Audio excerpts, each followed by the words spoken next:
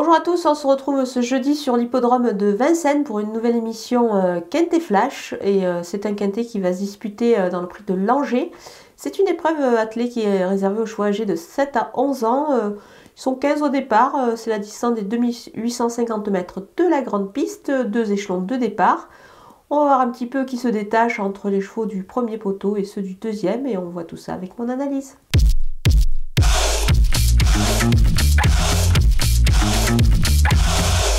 On attaque avec mes bases et le numéro 15, Fine Colline. C'est une jument qu'on connaît bien à ce niveau de la compétition. Elle est très bien engagée ici. Moi, je pense qu'elle a pas mal d'atouts dans son jeu.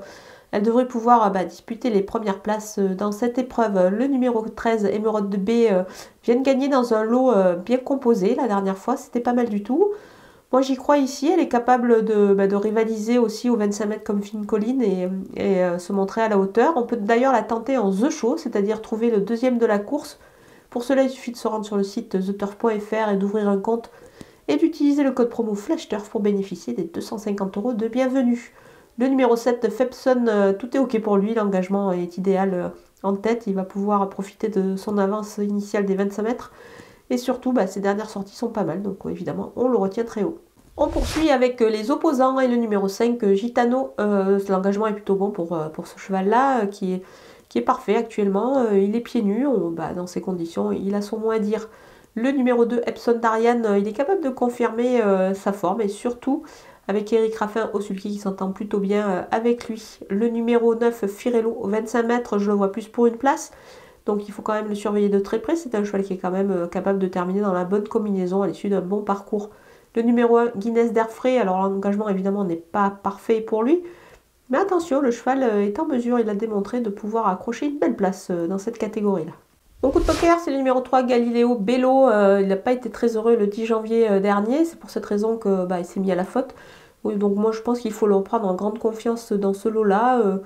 Le cheval est pas mal du tout. Il est associé à Gabi Gelormini, qui le connaît, donc attention à lui.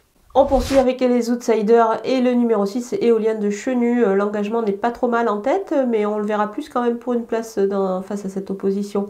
Le numéro 11, Freeman, avec un bon parcours, il est pourquoi pas capable d'accrocher une place, mais plutôt en retrait. Le numéro 4, Expresso Good, lui aussi ne visera plutôt qu'une place dans cette épreuve. En cas de défaillance des favoris, on peut s'en méfier, il peut y avoir une petite cote à la clé. On termine avec les délaissés et le numéro 12, For You Madrid, pardon. Pas trop d'emballement avec lui. Je pense qu'il peut encore manquer d'une course ici, donc on va patienter. Le numéro 8, Charlie de Launay. C'est un petit peu dur pour lui quand même, et il a besoin de rassurer, et son entourage il est turfiste aussi, donc on va attendre. Le numéro 10, Galatéji, il rend la distance, il est ferré dans ces conditions-là, je vais m'en passer.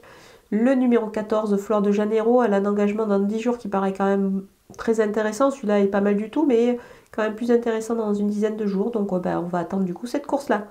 Voilà, on a passé en revue tous les partants de ce Quintet Plus de Vincennes. Je vous laisse avec ma sélection et mes conseils de jeu.